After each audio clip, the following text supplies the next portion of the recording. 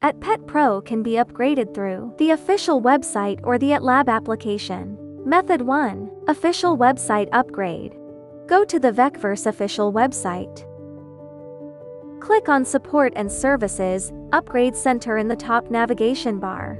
On the page that opens, connect Pet Pro to computer using a Type-C cable. Click Start Connection. Follow the on-screen prompt to select your device and click Connect. Once connected, click Start Update to begin the process. Please keep the device connected during the process. Upgrade complete.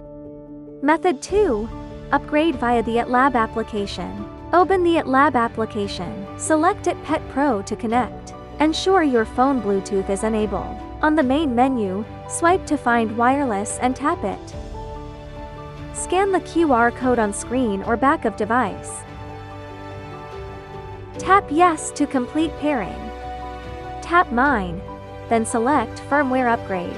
Click here to upgrade. The upgrade process takes approximately 10 minutes. Please keep the device connected during the process. Upgrade complete.